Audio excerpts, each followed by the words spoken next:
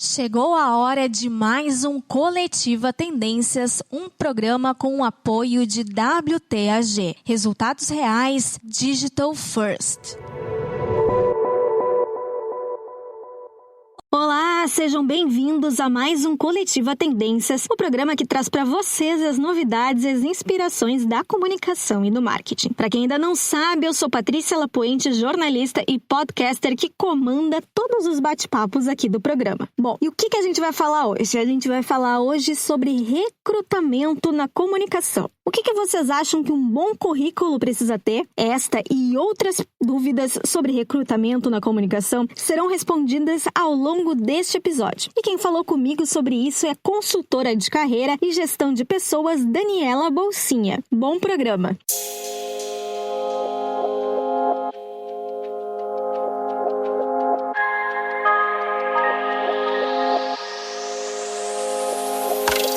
Para começar o nosso programa, eu vou pedir para te apresentar um pouco e resumir tua trajetória profissional.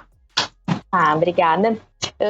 Bom, eu sou consultora de carreira, né? Trabalho já com isso há bastante tempo.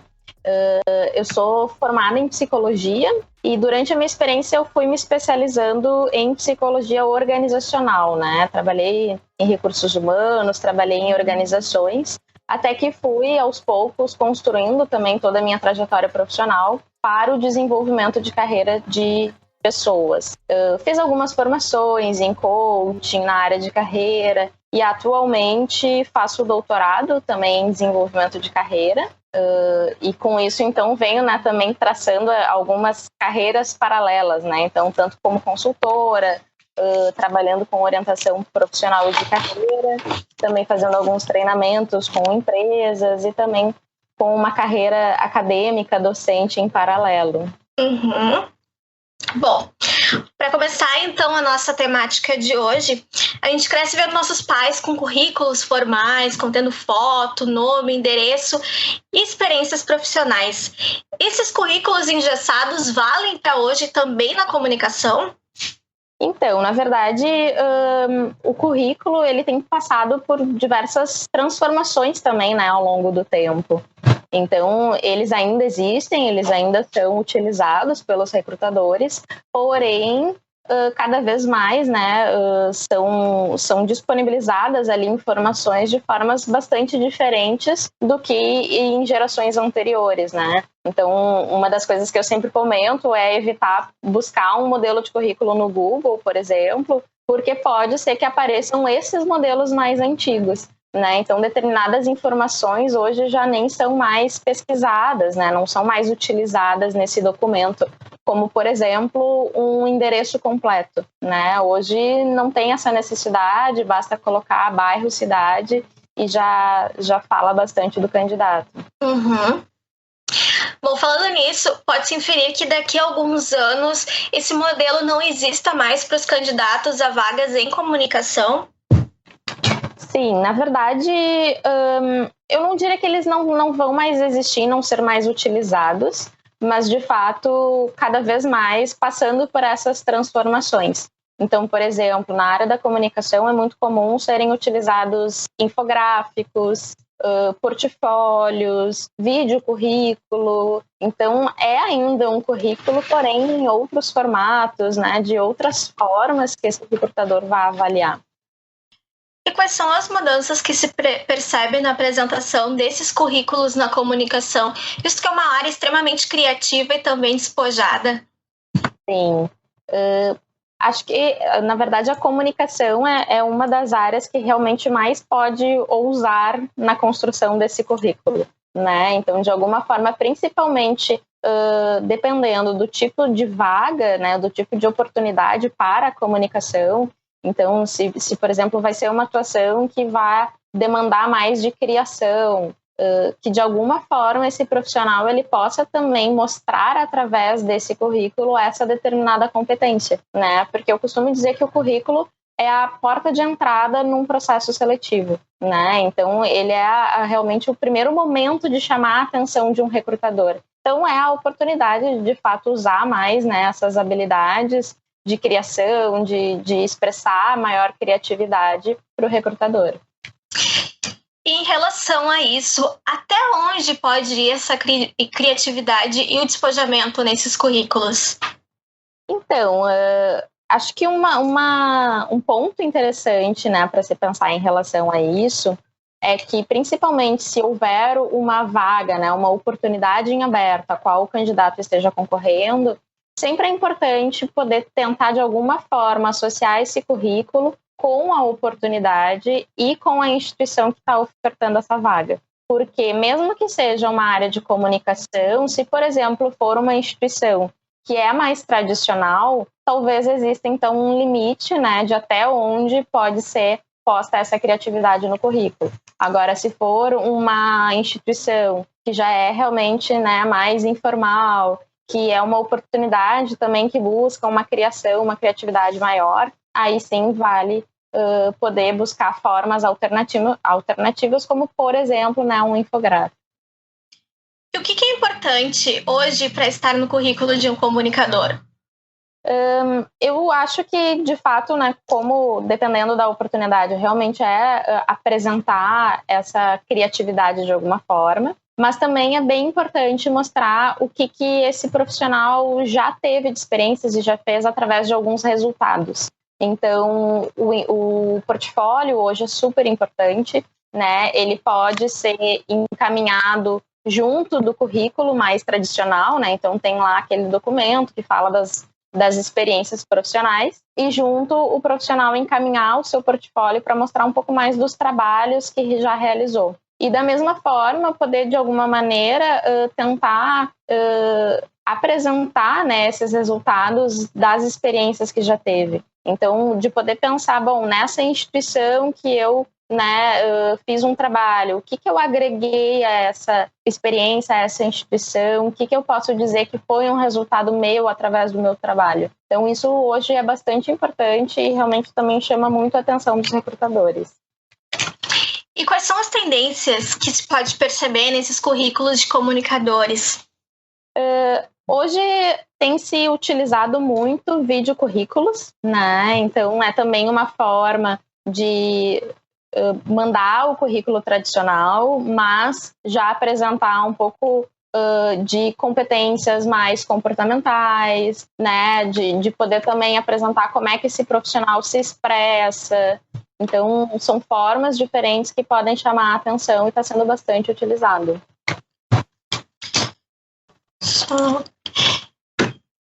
E concordas que para conquistar hoje uma oportunidade de emprego está diretamente ligado ao modo de se vender? Eu diria que tem bastante relação, né? Eu gosto só de poder tomar um cuidado, né, assim, com essa frase, no sentido de não parecer que é uma venda em que vale tudo, né? Porque às vezes o profissional ele pode ter essa sensação de que tem o certo e errado no que ele vai falar, né? De que ele tenha que se vender de qualquer forma. E, na verdade, eu gosto de chamar isso muito mais de marca pessoal, né? Então, como é que ele também consegue apresentar melhor a sua marca, né? Então, isso vale desde realmente as experiências que ele teve, as competências que ele já tem mais desenvolvidas, que marcas, né, ele foi deixando nos locais que ele foi tendo experiências. Então, claro, tem sim, né, a forma como ele vai colocar tudo isso, né, e chamar atenção num primeiro momento num currículo, mas que isso é trabalhado muito mais em um momento de entrevista, de fato, mas está, sim, bastante relacionado, né, só tomar esse cuidado de que, né, não vá vender uma coisa que você não pode entregar, né, então de dizer que tem uma determinada habilidade, uma determinada experiência e saiba que isso será testado, né? Então, se for testado e não for entregue, né, pode ser muito pior, porque daí pode realmente manchar de alguma forma essa marca pessoal. E falando em se vender, uma ferramenta que permite isso é o LinkedIn. Para quem caiu de paraquedas aqui, tu pode explicar o que é essa ferramenta, como é que funciona e se é importante para um comunicador estar lá? Claro. O LinkedIn é uma ferramenta de extrema importância hoje no mercado de trabalho. É uma ferramenta, é uma rede, né, social, só que muito voltada para questões profissionais, né? Então, ali tem o perfil de diversos profissionais, de tudo quanto é região, né? Então também é uma forma muito legal de fazer networking, porque, né, a gente pode acessar pessoas de diversos países, diversas cidades, e é praticamente o currículo dos profissionais, né? O perfil é o currículo. Então, hoje, por exemplo, muitas empresas têm realizado o recrutamento de profissionais praticamente somente através da plataforma do LinkedIn, né? Então, também é uma transformação, né, ao longo do tempo, em que antes se divulgavam lá as vagas em jornais, aos poucos, né, foram sendo encaminhadas mais para as plataformas online, né, sites de recrutamento, e cada vez mais hoje tem se direcionado para o próprio site da empresa e também pela utilização de redes sociais. Então, o LinkedIn é uma forma de recrutamento. A empresa pode divulgar a vaga pela plataforma e fazer a seleção, o recrutamento diretamente ali. Então, ela já pode analisar o perfil do candidato, ela já pode fazer uma análise de currículo. Bom, na matéria Tendências Academia 2019, quem é você de verdade? Falastes que os recrutadores procuram hoje por resultados. Pode explicar um pouquinho essa afirmação? Claro. Eu até não comentei, né? Na verdade, essa foi uma matéria que foi realizada lá junto com o PUC Carreiras, né? Eu não estou mais à frente do serviço, né? Eu também venho fazendo, como eu comentei, essas carreiras em paralelo, né? Então, atuando como consultora. Mas eu acho que foi um resultado bem interessante, né? Que a gente conseguiu conhecer, né, através de uma pesquisa feita com diversas empresas, de entender justamente o que elas buscam, né, quando elas analisam um currículo. Porque o que é importante de entender é que não é uma regra, não é uma fórmula ou uma receita de bolo, né? Porque realmente esse currículo ele também vai passando por modificações ao longo do tempo. Então, o que acontece é que, né, a gente fazia então esse levantamento com as empresas, né, para entender se será que tinha alguma coisa que mudava, que elas estavam, né, buscando mais fortemente em uma análise de currículo, e apareceu isso, né, que elas buscam também pelos resultados que o profissional conseguiu trazer para uma determinada experiência, uma determinada instituição. Então, muito mais do que somente descrever aquela experiência, as atividades do cargo, né, da posição, é também de alguma forma, e aí aqui vale principalmente para aqueles profissionais mais sêniores, que já têm, né, uma experiência, uma bagagem já mais consolidada, de poder sempre trazer quais foram os resultados que ele teve nessa instituição, né? Tentar de alguma forma mensurar um pouco mais, porque isso faz com que também o recrutador entenda mais profundamente qual foi o tipo de relevância, né, daquela experiência. E o que pode ser decisivo na contratação ou não de um candidato na comunicação? Eu acho que tem muitos fatores, né? É difícil escolher e dizer algo que seja de fato decisivo, porque, como eu brinquei, não tem uma receita de bolo.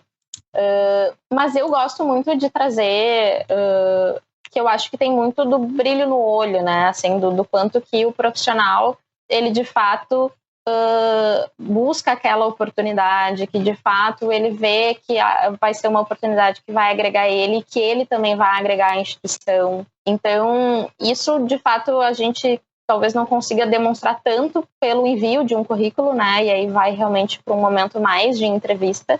Mas, às vezes, até mesmo no envio do currículo, como recrutadores, a gente consegue observar isso, né? Quando o candidato encaminha um e-mail, por exemplo, e só coloca uma mensagem, segue o meu currículo, ou ele coloca uma mensagem que ele, né, conhece essa empresa, que ele admira muito essa instituição, né, que ele vê uma conexão. Então, muitas vezes, eu até, né, já trabalhei bastante como recrutadora e já recebi e-mails que me chamaram a atenção, porque o candidato conseguiu, através daquele e-mail, demonstrar que conhecia de fato a instituição, né, conhecia a empresa, mencionou valores, mencionou um pouco sobre o momento da empresa, posicionamento. Então, isso já é um ponto de chamar a atenção, porque já faz, né, com que o recrutador sinta que, de fato, ele está mandando o currículo para ele, e não, por exemplo, para várias empresas ali em cópia oculta, né, em que ele está só disparando e que acaba não se tornando estratégico. Para os estudantes que estão em busca de uma vaga de estágio ou aqueles que estão prestes a se formar, que dicas tu darias para eles enfrentarem essa fase de busca para conquistarem uma colocação no mercado de trabalho? Eu acho que da mesma forma, né? Assim, claro que tem que entender a realidade de cada um, né? Porque às vezes uma determinada estratégia pode não servir para outra pessoa por contextos, né, diferentes, e também pelo momento de carreira, né? Porque quando um estudante que está mais em início de jornada, né, de profissão, e alguém que está para se formar, ou alguém que já é formado há mais tempo, são estratégias diferentes. Mas o que eu acho que é válido para qualquer etapa de carreira é apostar muito em networking, né? Hoje o mercado ele é feito muito de networking. Então, existem algumas oportunidades que às vezes não são nem divulgadas, né? Ou que de alguma forma também o recrutador ele vai buscar por indicações, né? Como se de alguma maneira a pessoa que tem uma indicação ela tem uma certa chancela, né? Não, ela não vai burlar o processo seletivo, provavelmente ela vai passar pelo mesmo processo seletivo, porém ela já tem ali uma referência, né? Ela já tem realmente uma indicação por trás. Então eu apostaria, né, e diria para essas pessoas para realmente trabalharem o seu networking, né? E isso em todos os lugares. A gente não faz networking somente no local de trabalho, né? Muitas vezes é fazer um curso, conhecer pessoas diferentes, vai começar a fazer contatos e aí as oportunidades também vão surgindo. E especificamente para quem está em busca de fato da oportunidade, é falar sobre isso, né? Porque às vezes as pessoas também ficam com receio de não falar, não incomodar, não precisar pedir ajuda. E em algum momento pode ser que, né, tinha uma oportunidade, mas por não saber que aquela pessoa estava procurando, não foi ofertada, não foi feito esse contato. Então, se estiver procurando, fale sobre isso, né? Tente realmente dentro do quanto se sinta confortável, mas poder, de fato, solicitar apoio, comentar com as pessoas próximas e apostar nessa rede. Para os estudantes, vale até mesmo se aproximar dos próprios professores, né? Que sempre conhecem pessoas do mercado que precisam de uma indicação e até mesmo analisam o desempenho deles em sala de aula. Com certeza, sim. Muitas vezes os professores, principalmente para início de carreira, né, são as principais fontes, né, de indicação. E aí tem uma relação direta com a marca pessoal que nós estávamos falando, né? Eu costumo dizer que networking e marca pessoal, elas estão muito atreladas, porque esse professor provavelmente ele vai indicar um aluno que ele entenda, né, que teve um comportamento, né, um desempenho bom durante as suas aulas. Então, se a gente também for pensar nas pessoas que nós indicaríamos para uma vaga, a gente faz essa análise, essa reflexão de como é que é essa pessoa, será que vale indicar, né? Então, com certeza, o professor tem esse papel e vai ter essa lembrança, né, de como era o seu aluno em sala de aula. Falando em portfólio, ter um é importante para os comunicadores? Sim, é bem importante. E aí varia também o formato, né? Assim, geralmente se usa mais digital mesmo, mas tem muitos comunicadores que gostam também de ter a pasta física, né, ali oficial, de repente levar em um momento de entrevista, mas com certeza, né? Principalmente aqueles que trabalham diretamente com criação, mas também pode ser, né, textos, então mostrar alguns trabalhos que fez de redação, né, de fazer algum acompanhamento de matéria, enfim. Mas é bem importante, sim, poder expor os trabalhos já realizados. E qual é a importância de se ter um currículo, portfólio e redes sempre atualizados? Então, isso é um ponto bem interessante, porque, na verdade, pode, inclusive, ser uma das grandes falhas profissionais, né? Eu costumo dizer que é uma possível casca de banana no meio do caminho, né? Que pode ser um deslize. Porque, geralmente, o movimento que acontece é, se eu estou buscando uma oportunidade, eu vou lá e atualizo tudo. Quando eu me insiro no mercado, né, consigo uma recolocação, esses dados, né, seja de currículo, portfólio, eles ficam deixados de lado, né, eles ficam mais desatualizados. E o que acontece muito é um movimento do mercado de poder também buscar por candidatos sem necessariamente divulgar uma posição. Isso acontece muito pelo LinkedIn, como a gente falou. Então, um recrutador ele pode estar lá analisando currículos no LinkedIn e se de repente esse perfil do LinkedIn não estiver atualizado, pode ser, né, também uma casca de banana, pode ser realmente uma falha desse profissional que pode deixar de concorrer a uma oportunidade, mesmo que ele esteja muito bem no seu trabalho, né? Então eu costumo dizer que não precisa ser necessariamente, né, não deve ser necessariamente quando estiver buscando uma inserção profissional. Isso deve ser atualizado constantemente, porque também abrem portas para várias coisas que não necessariamente seja somente uma oportunidade de trabalho, né? Pode ser um projeto paralelo, pode ser uma experiência diferente que também vai agregar a experiência desse profissional. Para a gente finalizar, muitos falam até na aplicação de inteligência artificial para os currículos futuramente, mas afinal, para ti, o que a gente pode esperar em relação a isso nos próximos anos? Com certeza a inteligência artificial tem tomado um espaço, né, bem importante no mercado de trabalho. Isso, claro, também vem refletindo, né, na análise e recrutamento de currículos. Então, da mesma forma, se a gente for pensar, né, historicamente, antes se encaminhava uns currículos batendo lá na porta da empresa, né? A pessoa entregava o currículo físico, impresso, né? Hoje isso já não é mais utilizado, passou então a ser encaminhado por e-mail, e ainda assim o recrutador tendo um trabalho muito mais mecânico, operacional, de ter que analisar, né, sei lá, 200 currículos quando ele recebe, né, um volume grande. Hoje a inteligência artificial já vem, né, auxiliando nesse sentido de poder fazer filtros, né, de poder avaliar se está de acordo ou não com aquela oportunidade. Então, já auxilia muito o trabalho desse recrutador. E aí a gente vai evoluindo para coisas bem mais elaboradas, né, como, por exemplo, poder avaliar expressão facial, né, em uma entrevista e poder fazer algumas análises de emoções, comportamentos. Muitos processos seletivos hoje estão usando gamificação, né, então também assim podendo trabalhar de alguma forma diferente o processo seletivo. Então tudo vem, na verdade, no sentido de auxiliar o papel do recrutador, né? Então ainda existe esse papel, né, e na verdade vem no sentido de torná-lo muito mais estratégico e menos operacional, né? Mas com certeza é aí uma tendência, né? E vem tomando um espaço cada vez maior. Então tá, Daniela, muito obrigada pela tua participação. Imagina, eu que agradeço, foi um prazer.